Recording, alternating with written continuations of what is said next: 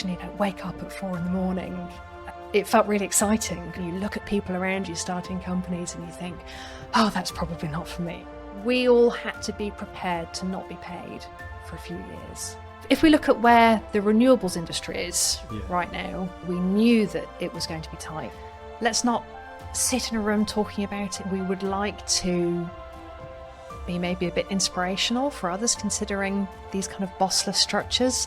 People like to often put this as a mum's conversation, but for me it's a dad's conversation. Because of the focus on women's work, there hasn't been as much focus on the environment in the office for dads. People out there support each other probably more than we realise. Growth was never the big motivation factor because you can't really be a founder if you don't have an exit plan. I'd hope to never have to deal with that. It's not valuable to spend time on the fears. Always ask the question, what's the worst that could happen? I think the first one, probably the most important one, would be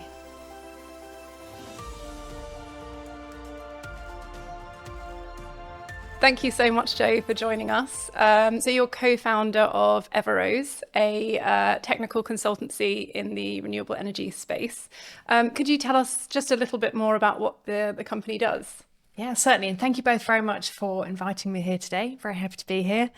So Everoze, as you said, we're a technical advisory company in the energy sector. It means most of us are engineers, but not exclusively. We do other things too. And we work with people who are developing or investing in renewable energy projects, right from the early stage with design work, site work, development scale, through to operations, strategy work, all sorts of things. It's really quite varied and interesting. This might sound like a basic question, but renewable energies, what do we mean by that? Is it anything that's not carbon? For us, it means something different. So I'm not sure there is a formal term for us. We are non-fossil fuels, as you rightly say, but we also don't get involved in a couple of areas that would be considered renewable, but they're not within our toolkit. Right. So things that are like conventional power, such as biomethane, biogas, right, we don't get involved in those as a company, or nuclear, which tends to be very large-scale engineering. Right. So for us, we are solar PV, we are onshore wind, we are offshore wind, battery storage, which is storage, not generation, just to buck the trend a bit there. Right. And also green hydrogen. Green hydrogen, so, right. Hydrogen created from renewable energy. So again, it's a vector more than it is a generation form, but also falls into what we do. Right, okay. So renewable energies, I mean, has grown so much over the last, 10, 15 years, hasn't it? Tell us a little bit about how the sector has changed and therefore how your work has developed, and maybe a little bit about the history of the company. Yeah, absolutely. Well, I'll go right back because I started in the sector in 99, right, or even a little bit earlier through doing internships for some of the first companies working at scale in this industry. And back then it was tiny. Right. It was too small for me to get a graduate job in it. They weren't doing graduate programs. Yeah. So the company I worked for at the time was called PowerGen Renewables. Right. Had less than 10 people working in renewables, and now there's Eon, thousands and thousands. So that gives you some idea of where things were back then. I didn't start in the sector immediately after my graduate position, having done these internships because of the scale of the industry. I did some other careers first, management consultancy and banking, but then realised I really was an engineer at heart and got back into renewables in 2003. Back then, it was early stages of financing. We were seeing the first international debt going into projects. Projects at that time were piquing the interest of the bigger firms. They were scaling up big enough for big investment, but probably just at the time it was really all taking off. And that was because back then renewables relied upon subsidies. If you wanted to build a project, you had to have a subsidy from a government because the price of creating the electricity from them was still too high to be competing out in the marketplace. So that really is what's changed over time. As the industry scaled, costs came down, and that enabled people to go out there and build projects without subsidies. And now, it is the cheapest form of new energy. So if you wanted to build... Generally in developed markets and established markets, so whether you're US, Northern Europe, if you want to build new generating capacity. It's cheaper to build solar, wind farms, onshore wind, offshore wind than it is to build, for example, a new gas-fired power station. Right. So that's pretty incredible to go from too small to work in to now it's mainstream, it's competing. And we can talk about this maybe a bit later. Yeah. It's been so successful, it's almost creating its own challenges, which is a really interesting dynamic to have happened within 20, 30 years. Yeah. Yeah. Yeah. And what made you decide to start your own business rather than go and work in this area but for someone else? It wasn't necessarily my intention. I was very much an employee. You probably speak to a few people who go through a journey like this. They work in companies, they think that they have the employee mindset, and you look at people around you starting companies and you think, oh, that's probably not for me, it's hard work. But then you hit a point where it just makes sense. You're in a position in the industry where you know what you're doing, you have the confidence to do it, you have the right people around you that you want to work with, and maybe there's a block to you achieving what you want to achieve with the path that you're on, and you think, well, actually, if I want to go and do what I want to do, I'm just go and start my own company. So I didn't start it on my own. There were 7 co-founders of Everoze when we started, and we were all at that point. We'd all been working together for a long time, probably the longest people working together had been like 12, 15 years maybe. And we'd been working in a small company that had been acquired. We'd been through 2 mergers, ended up working in a very large company with a very long hierarchy from the bottom to the top in terms of management. And we were sort of stuck in the middle. And wanting to get out there and make things happen, and finding the pace of working for a big corporate company not really matching what we wanted to do. So we thought, well, let's get out there and do this. And then it happened. That was 2015. So we're 10 years in now. Okay. And did it feel like a big risk at that time? Because that's what a lot of people say, is taking that step into starting your own business and giving up that, guaranteed wage and the benefits that come with being an employee. It feels like a big change and quite a big risk for a lot of people. How did you feel? Yes and no. In black and white terms, we all had to be prepared to not be paid for a few years, because we knew that while we were making money, we would be growing the business, we would be reinvesting that into building a team. So we knew that it was going to be tight and it was going to be difficult. But it didn't feel that frightening. It felt really exciting, which I couldn't get my head around at the time. I'd occasionally wake up at 4 a.m. And think, am I feeling stressed about this? I was just excited. There was just this whole landscape of opportunity out there. Or just wake up thinking about all the things that we could do. And I think we had that safety net of having been in an established industry already. So we weren't stepping into something that was entirely new. I'm sure you speak to people now who are pushing the boundaries of new tech, AI, new spheres, where it's moving so fast that you don't have that certainty of knowing your industry, knowing where it's going. We were lucky that we already knew where we were, so we just had to be confident that we could take those things into this new unit and build from there. In those very early days, when the 7 of you sat down and said, right, we're going to do this, how did that work? What were the challenges you faced? Because obviously, were you all engineers or were you different backgrounds? Yeah, I think we are all engineers by background. Right. We had moved in different directions with our careers already at that point. We had some people that had gone more into the P&L management within our existing businesses. We had some people who'd stayed in technical tracks. We had some people who'd been pushing on the business administration side of things. So we had a really nice variety of skill sets within that team. Again, that was really by accident rather than by design, but it was a very, maybe the way that we all recognised what we needed from each other pulled us together.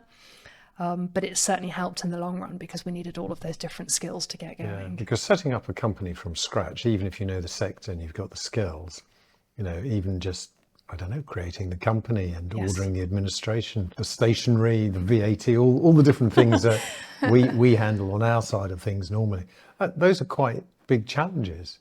having to think through all that, and somebody's got to pick that up. So you don't think about it in the first couple of meetings. No. You don't really think about it until No. you get going, and you're like, who's in charge of the computers? yes, yeah. Oh, I thought we'd just be doing some really exciting work. No, I remember that, and the one thing we did, which I don't know if we'd have had the foresight to do if we didn't already have an established background in business, was we were quite good at documenting things. Right. So we created quite a long implementation plan. Right. Sounds really boring. But we listed these things. What do we need to do? And we each took charge of an area. Right. So one person took on the comms and the website. One person took on the IT. One person took on the customer side and the relationship building. One person took on board the creation of the company's house. So we did those things with some level of planning and rigor rather than firefighting them, because I can imagine if there aren't that many of you and you don't necessarily have the experience of knowing what's going to hit you, you probably end up firefighting them, which I imagine can be very distracting for new owners of small businesses. Yeah, definitely. And it's interesting. So it was very much a collaborative approach on day one. There wasn't one person who said, right, well, effectively, I'll be CEO of this and delegate. You just worked as a team. We had that conversation. Who wants to be the CEO? And the resounding answer to that question was, well, what for? Right. And that question formed the root of what led to being a Bossless organisation. Yeah. So rather than saying we'll have one because that's what companies do, we said, well, why do we need one? Yeah. What would they do? What would that role be for? And then we realised that role, actually, we didn't need a single figurehead. We didn't need a spokesperson for the company. We all had things that we were offering that were different. So we said, well, let's just park that. Let's not think about that. Similarly, we talked about the structure, the roles, and what we wanted, and where we had all been in the company before was in that line management, large corporate hierarchy. We said, well, which bits of that do we think are really useful, and which bits really just didn't help us at all? And by taking out all the things that didn't help us, we said, well, we don't actually need line management. We don't need job titles. So nobody in Everoze has a job title. Unless they decide to use one for external benefits, but we don't appoint them internally. So everybody's a partner. Right. And we then create roles within the group to do things. So when things need to be done, people pick up roles. So we have people that sit within our legal team, our functional team, within our technical teams, our groups, and they pick up roles within projects to do the work. But we only create those roles when there are things to be done, not to satisfy a structure. How does that work then when it comes to decision making and the kind of vision for the business and where you're going to go in the future? Is that then quite collaborative, and does everyone then have a voice in that? It's been really interesting as the company's grown. So we started off by all of those sorts of decisions being made by everyone, because there were 7 of us, then there were 15, 20, and those are the conversations that you can have with maybe less than 30 or 40 people in the room. Once you get to 30 or 40 people in the room, or in different countries as we were, it becomes harder to have those sorts of conversations. So we would, and we still do, bring everybody together once a year for a whole company get together. And when we were between 40 and 70 people, we would still be having lots of those decision-making discussions, where are we going, strategy discussions with the whole of the company. Now we're at 90. We've realised that the best use of our time when we get together for those sorts of meetings is actually just to spend time together. So we're now trying to move those sorts of discussions and decisions out into other forums, and also recognising that these aren't conversations that we can efficiently have now with 90 people. So without getting into the weeds of what it looks like and how we get there, it's about appointing groups of people internally, often self-appointed, voluntary, because in a bossless organisation, you can't lead from the top. You can't ask people. The founders of the business don't go off into a room and decide what needs to be done and tell people it needs to be done. We have to quite carefully sit back and try and encourage things to bubble up from within the company, usually around some of the structures that have developed over time. But by having created the company that way, what we've done is we've employed people who really fit that kind of organisation, and people who also want to get out there and see what needs to be done, get on and do it, want to work together collaboratively with their colleagues. And so to some extent, these things do just happen as the discussions start, because people have that get on with it attitude to their work and what needs to be done. And it's great to watch. How does people development work in that kind of situation where you don't have someone who's got a manager or a mentor, or, they're not working their way up a traditional career ladder? How do people grow in the company? It's very self-led. So I think if you dropped into a company like ours and you weren't quite motivated to get out there and make things happen for yourself, possibly not much would happen. Because there isn't anybody to give you a kick and tell you to do it. So we've had a number of things over the years, as we have development groups where people get together in small connection groups, and they lean on each other for support in those sorts of areas. That's okay for keeping in touch and quite high level stuff, but when you want a deep dive, it's about building more one-to-one feedback structures.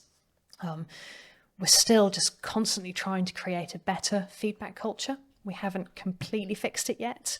But if you don't have that direct line management process there, you do need somebody else to be reflecting back on what you're doing. Is it effective? What else can I do?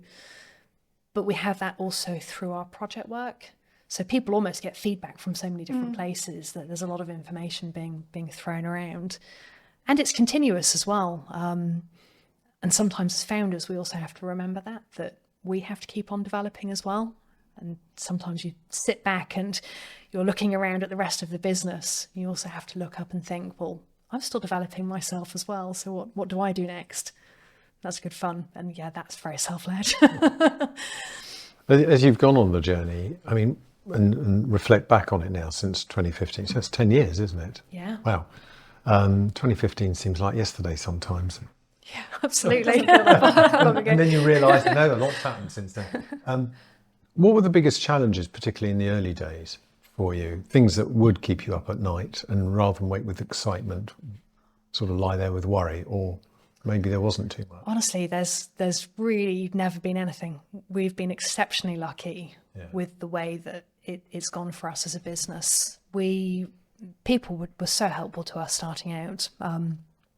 We started the company with, I think it was 160,000 in cash. And as I said earlier, we were expecting a hard journey of bringing in the money to allow us to grow, expecting that dividends... Sorry, is that investor money, do you mean, or do you mean... Investor money from the partners. Right, yeah. From the founding partners. And actually we called them Wave One. Our first wave of employees also were there at the early days. We did a sort of sweat equity arrangement for those first employees. And friends of one of the co-founders helped us find an office. We sublet from somebody for a period of time. I think I remember they sold us all their furniture for £1. And then clients that found out we were moving just came to us with work. And we really found out then the value of relationships. Yeah. That's one thing I keep on coming back to now within the company, is how important those relationships are. And it's another thing that we have to quite carefully foster as the company gets bigger and bigger. So from a cash perspective, we didn't have sleepless nights at all from that perspective. It was pretty steady from the early stage. I think probably the things that have caused the most upset, even though I wouldn't say they kept us all up at night, luckily, was some realization of reality versus the dream. I remember saying, maybe it was a year or so, when we were all up in a castle in Scotland, having one of our company get-togethers. And I remember saying to somebody, and it was probably a bit naive, we're trying to create the kind of company where you'd never want to leave. Because you can do anything you want to do here. You can work how you want to work. You can do what you want to do. And that was a bit naive, because not everybody fits. And that's probably the hardest thing, when we found the first times when people bumped up against not just fitting within our culture. We had performance issues to deal with. I'd hoped to never have to deal with that.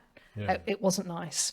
No. Never nice for anybody. But that was a bit of a reality check. I imagine it must be something every business faces, though, that you just can't get it right every time with hiring, and you're basing a judgment on a very short interaction with someone, really, where you haven't worked with them. And people change as well, all their circumstances change, and it leads them to behave in different ways sometimes, and that can cause friction. So dealing with employees can be very challenging. I think it's the communication as well. And one thing that we've struggled with a bit in the absence of line management is how to balance freedom to do those things I said before, that you can do what you want to do, with accountability, and where you don't have rigid rules and processes. We don't want rules and processes because we don't want to get bogged down in bureaucracy. It's the whole point of a bossless organisation. If you don't write things down, people don't know. And where we don't have line management, people who are joining the company who've maybe now been employed by somebody who's 2 or 3 generations into the company, and they're inducted into the company by somebody who wasn't there at the beginning, the stories shift over time. So these cultural norms of what should I do, how do I do this, they need explaining somehow. And it's a constant, I wouldn't say it's so much as a battle for us, but it's a constant discussion as to how to manage what sometimes feels like, I'd just like to write the book on how to do your job and what the rules are. And I go, but we don't want the book, because we want to employ people that ask the questions, figure it out, use common sense. So we have a lot of phrases we'll pull out when they're needed, like if you would be happy that everybody else did this, it's probably okay. If you feel like you could justify doing something, you're probably making the right decision. Go on and do it. That said, we've put in place boundaries for spending money, for example. So where over certain amounts of money are going to be spent, and that threshold is reasonably high. Anybody can spend up to £2,000. It's a discussion before you spend 10. Over 10,000, it goes to a finance group. That's a good level of autonomy for making normal day-to-day decisions. But from a finance group perspective, wearing my finance hat, there must be some challenges there, because people in finance like rules, Maybe we've got some different ones.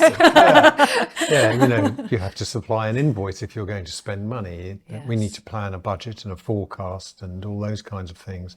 All that needs a lot of work, and that's based on rules in the loosest sense, but nonetheless there's a kind of structural approach. We don't have much of that. No.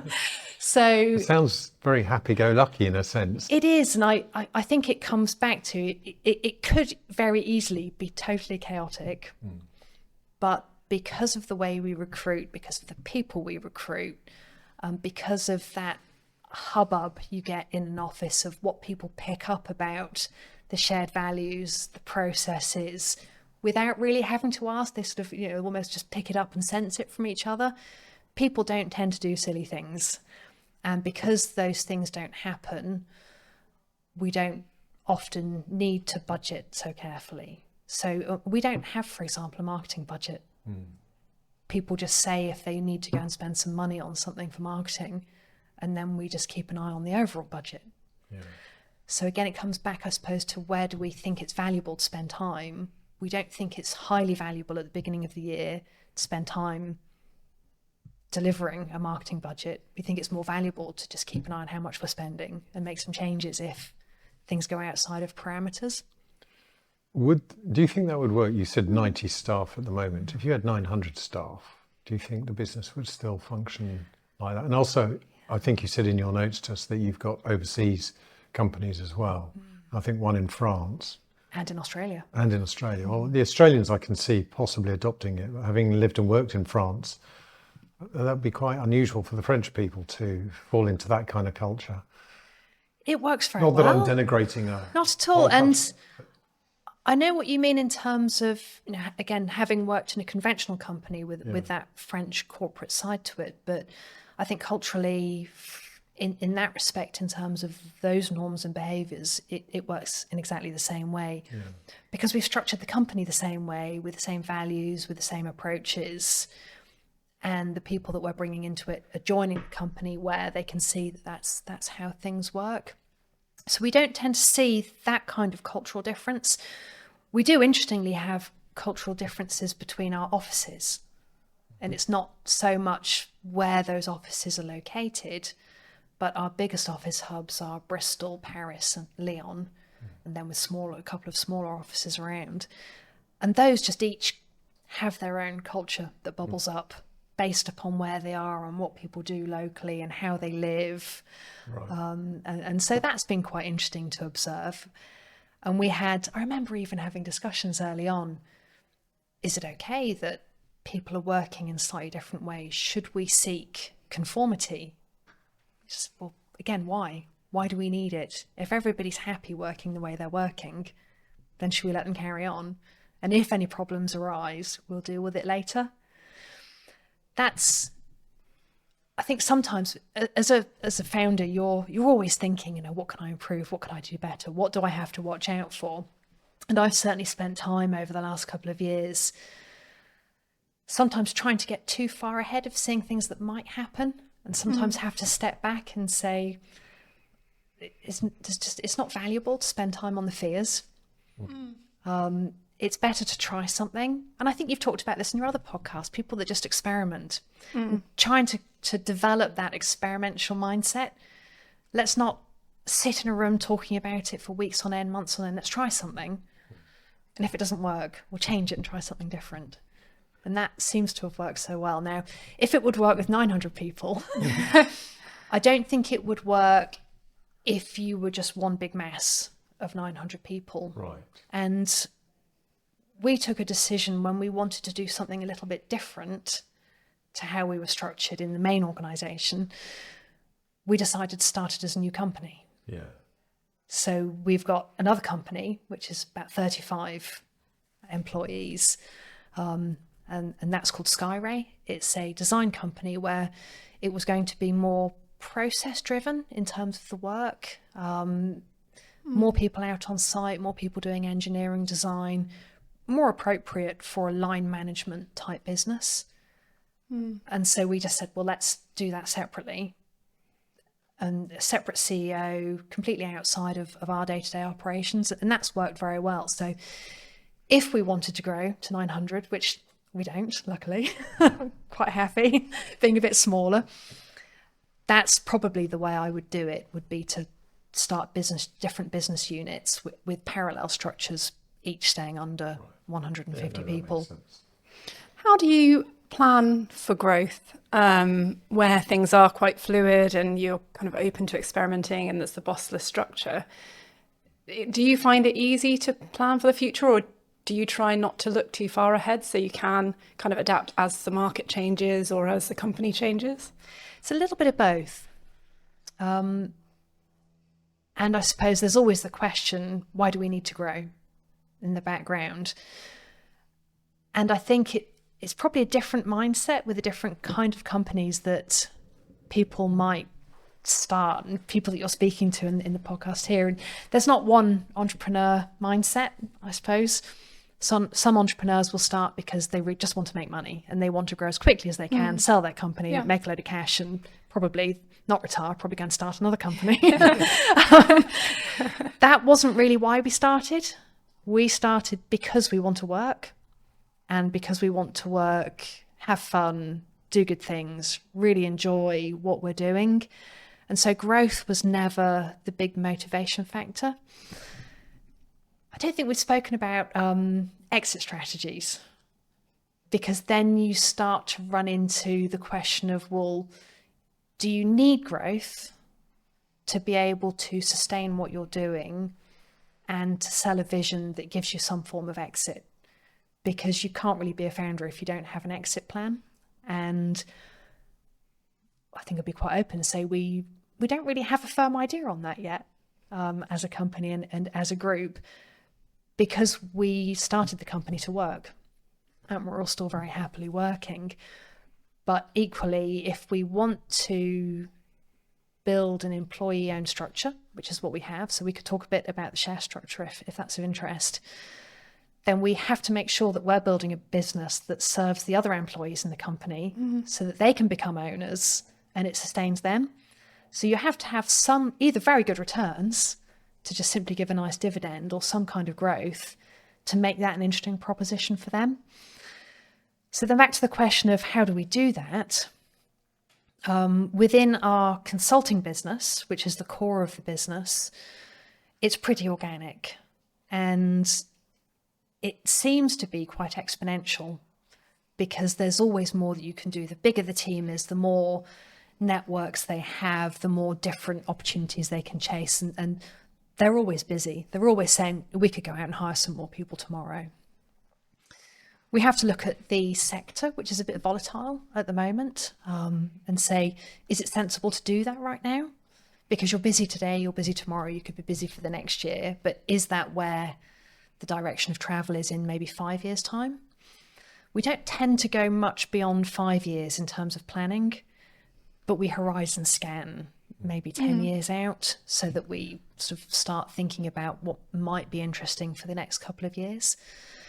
But what really excites us in terms of growth is what we can do around the edges of that standard or traditional consulting core of the business. So starting new ventures is where we see there being a really good proposition for the team, for the future, because we've done it ourselves. So you want to sort of replicate that early stage growth and scale up from a standing start. And is there then, I know you kind of said you're not looking at exit and you're not looking at, growth to 900, but is there a kind of legacy that you would like to leave behind as yourself or as the kind of founding team? Is there like an impact you'd like to have on the industry or, on the people that are coming up through the company and joining? I think it's much more about the legacy for those joining the company. I think we would like to be maybe a bit inspirational for others considering these kind of bossless structures. And hopefully by doing what we're doing, we can prove it works. But it will prove it works if it works for those joining now. And it goes back to what you said before about that risk of starting out. So when we started, we had all been working for maybe 15, 20 years already. So most of us had a good bit of our mortgage paid off. We had some savings in the bank that we could invest into the company. We had partners that were working that could support us. Most of us had already had children, not all of us. In fact, the company's named after one of the founding partners, children that was born at the time the company was created. And so we could do what we could do because we had that security. Now, what we're hoping to do with the way that the shares are structured and the employee ownership works is essentially allow people within the company to create that kind of security for themselves. Hopefully they will stay at Everoze and create new businesses from that basis. But if they don't want to do that, they will be able to walk out with maybe £50,000, £100,000 in their pockets to go off and do what we did. That's the best legacy I think that we can hope for. And it's interesting because when we started the company, the mantra was very much about working to decarbonise the energy sector. That's what we're all about. And we had that reflection about a year or two in is, well, that's what we do, but we spend a lot more time trying to figure out this bossless organisation. And we sort of realised that was very important to us within the first couple of years. It took us a while to work that out, I think. So you're decarbonising our planet, or as best as possible, and debossing the company as well. Trying to, yeah. Upsetting everybody. But it is a very interesting concept. Are there other companies that run on the same basis as you do? We've certainly found people that do a similar thing. Right. So we didn't do it by design. We were making it up as we went along at the beginning. And within that first year, I think maybe the first 2 years, we'd found the concept of teal organisations through a book called Reinventing Organisations. Right. And exploring that led us to meet other companies who've come together to form networks to talk about the same structures. So there certainly are companies out there. We have workshops together to share experiences, what works, what doesn't work. And we're all at different places in the journey, but nobody has yet done it for 20 years that we've met. Yeah. Does the fact that you're engineers in this particular sector make it an easier business to run as a Bossless organisation, or do you think that's not relevant? I think it does, because people with that mindset are more process and data driven than emotionally driven. Right. So that when we have a discussion about how are we going to run salaries, somebody goes off and builds a spreadsheet to work out and a model of how to do salaries rather than wanting to talk about how we should feel about it. Yeah. We do have both discussions in the end, Yeah. but the fact that someone's willing to do the work to say, here's a system, here's how it could work, I think that does help a lot. But maybe sometimes we get too drawn into building the model without necessarily always spending enough time on thinking about how people might feel about it too. So we do try and make space for both. Yeah, but I suppose the thing I know about engineers, they're quite similar to accountants in many ways. They're kind of process driven. Yes. They know what they're going to do. They've got their task lists and whatever, and it's about, this is the job to be done and we're going to do it. In simplistic terms. In simplistic terms, yes. Probably if you're a renewable energy engineer and you were in that sector from the early days, you were probably people that were already considered to be a little bit unconventional. Because of what you're choosing to do. Yeah. And so I think for that reason, people do have they're not as rigid as I think the conventional engineer term. So we've got a lot of people, and actually that works very well in our area of business because we have to sit in between technical and commercial. Right. Our clients often don't want to just know how to do something from an engineering perspective. They want to know, if I do it this way, is it going to be a risk? Is it going to cost me money? What other benefits might I get from doing it? So people that can couch all of that engineering with a commercial frame is really where we sit in between those two worlds. Could you give us an example of the kind of project you might do for a absolutely. company? So the thing I do day in, day out is due diligence for investors. Right. So we work for investors who are either developing, acquiring or selling their assets, because we think that the big part about building a clean energy system is just about delivering it, but you've got to raise the money to do it. It doesn't happen without the money.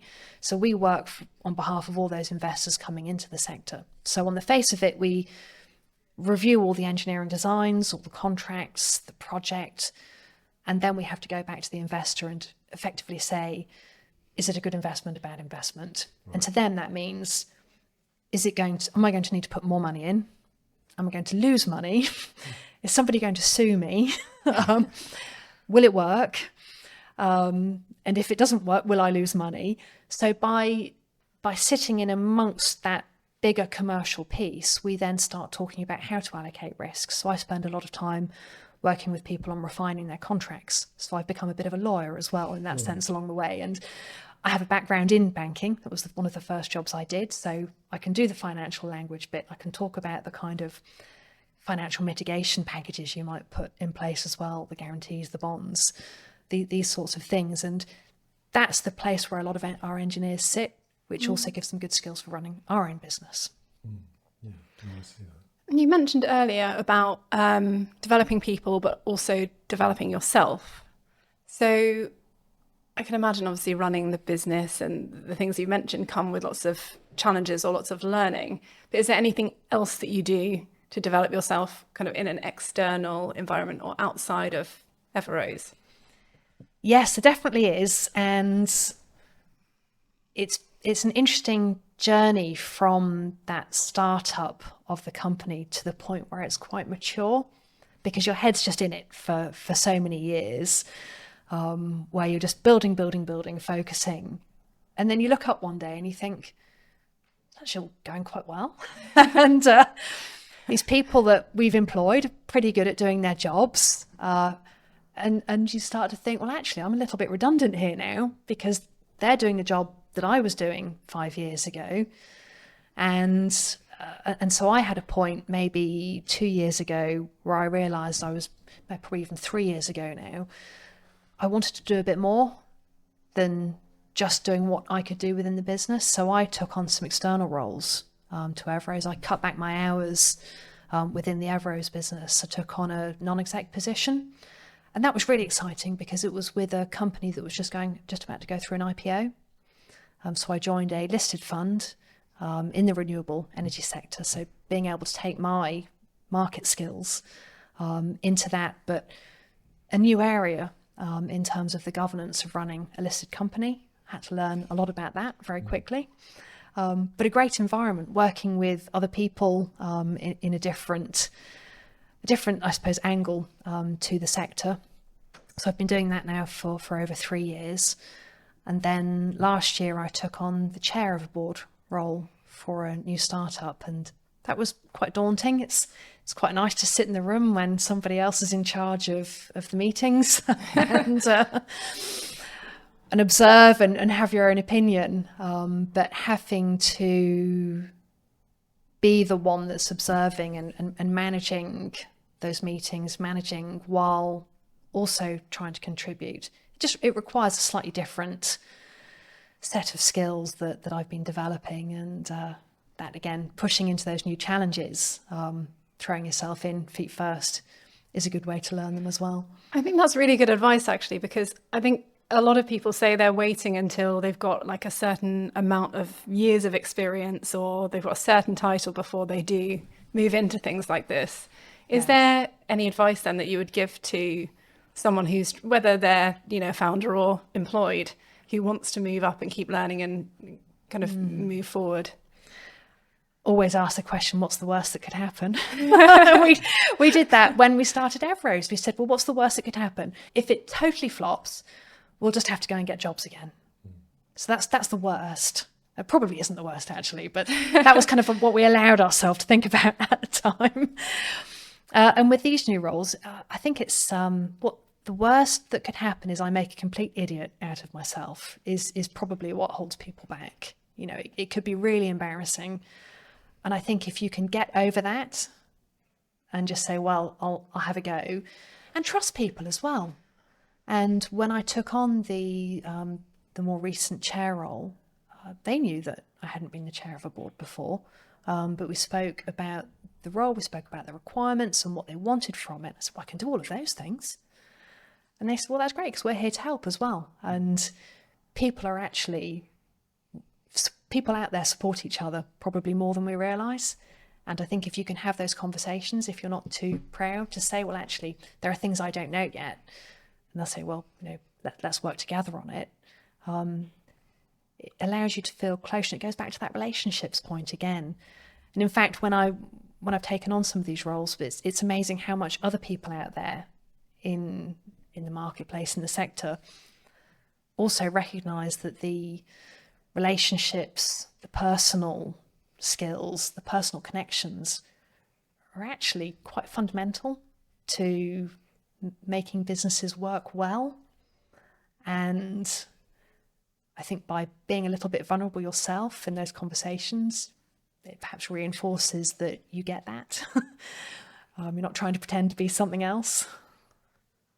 Trusting your colleagues Yes. and I've seen it recently, is really the biggest factor, isn't it? When you're working in any kind of environment, if you don't have that trust, whether it's immediate colleagues or downstream or upstream or in a bossless company, if you don't have that sense that they trust you to get on with things, or you can trust people to do what they need to do, then things fall apart. And we see that in all sectors of life at the moment.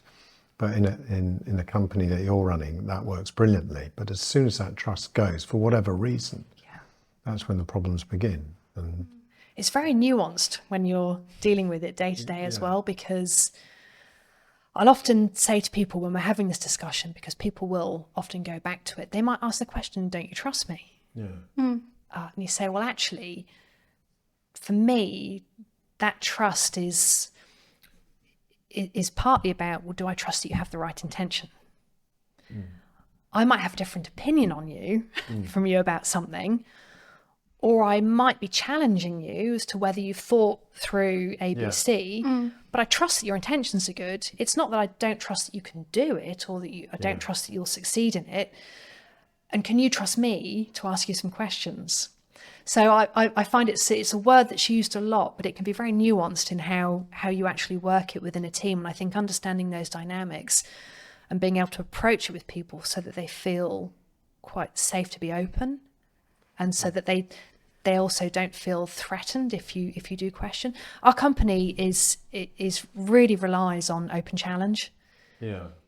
Because we don't have line management, because we don't have that, the transparency and openness is very, very important.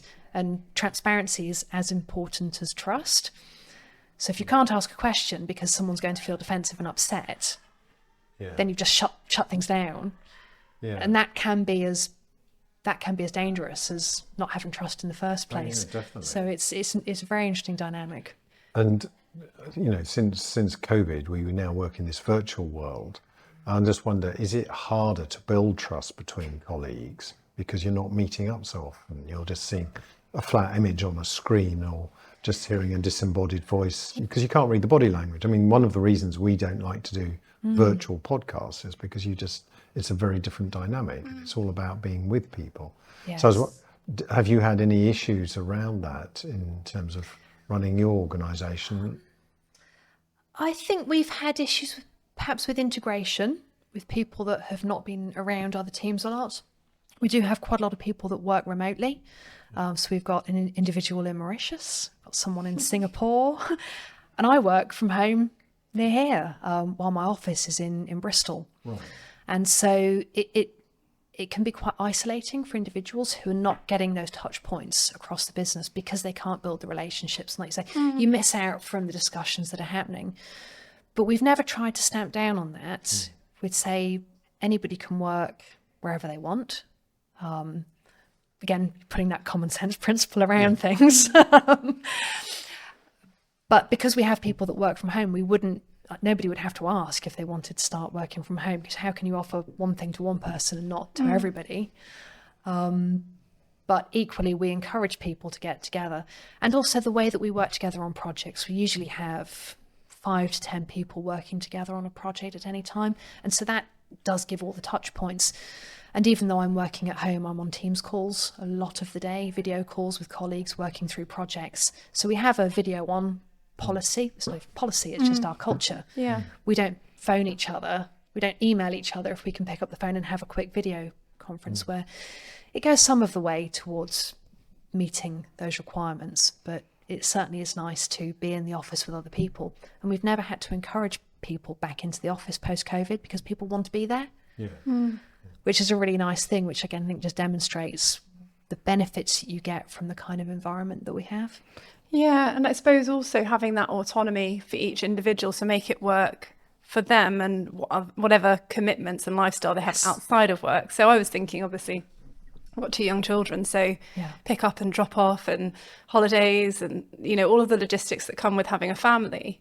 For me, flexible working, I almost can't imagine what it was like when people were in an office 9 to 5 and like the level of organising and extra childcare and time spent in the car commuting rather than, being with your children. And it seems like the way that you work really opens up that kind of, delivering what you need to, but also being able to enjoy life outside of work.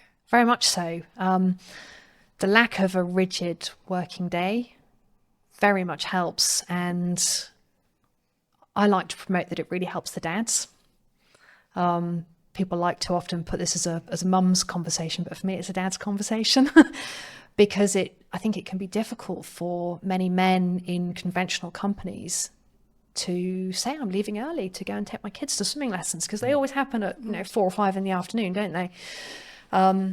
So in Everoze, we wouldn't expect you to need to ask to do that. You say, I'm going to be out of the office for a couple of hours to those around you because I'm taking my kids to a swimming lesson. And nobody would bat an eyelid at that. It's like, yeah, great, go do that. Or you wouldn't have to ask to leave early to go to your kids' assembly or post-school concert or something like that. So for me, because I think it's actually the part of our culture, because of the focus on women's work, there hasn't been as much focus on the environment in the office for dads, just call it families. There hasn't been enough focus on the family discussion. And for that reason, I really hope that what we're doing is, again, setting a good example, so that when people in our company are speaking to people in other companies and they think, well, why don't I have this? Maybe they'll push a little bit harder to have the same. Yeah, I think especially if you can demonstrate, the results that you get as a business and the growth is there, and, there's no negative effect, presumably, from having that flexibility. None whatsoever. I think there are some practical challenges with a lot of people working different days, because some people take Mondays off, some people take Fridays off, some people take Wednesdays off. And then we've got the UK times and the French times. And so then you say, well, when can we have a meeting? So Tuesday. Well, you've got 10 to 11 on Tuesday or 2 to 3 on Thursday. Like, those are, maybe the 2 hours. So you have to find ways to do things that don't allow that to be a limit. And some people, if they're going to be away those days, sometimes have to miss out on some of the meetings that are happening on those days. Or we find other ways to do things. Maybe we don't have to have a meeting about this. So it forces us to constantly think, again, back to what do we actually need to do, rather than what's the way we always do things. Where do you see the business in, say, 5 years or 10 years? Do you see yourself as still part of it, or? Yes, definitely. I've been really hard to let go. I think that, if we look at where the renewables industry is right now, it's been so successful, as I mentioned before, that we've almost got more of it than we need right now. It's not, we could always need more. We've got more of it than our grid can manage. So there's been a system here in the UK specifically going on this year about cleaning out the grid queue, because there are multiples, I won't say gigawatts, because it probably doesn't go to anything specific, but there's a lot more in development in the UK than is needed in terms of delivering clean energy by 2030 or 2035, whenever you think that will be. And so we're going to see those projects being built out up to 2035. And then after 2035, how much electricity we're going to need, green electricity we're going to need in the UK, will depend on, are we exporting any to other countries? How many data centres are we going to have? How far have we gotten with electrifying other parts of our sector? So don't really know yet whether we need more solar power or onshore wind, but we're pretty confident that there's still a long way to go with offshore wind. And so I think a lot of our business will continue to grow in the direction that we're already in those areas. But if you look at what needs to be built out by 2035, it's still a multiple of what we've already got. So there's going to be a lot of construction activity happening in the years ahead. So I'd like to see us moving a bit more into construction. We are in construction already, but doing more in that area. Because starting other new companies is so much fun. And it forces us to step outside of what we do to what are the problems.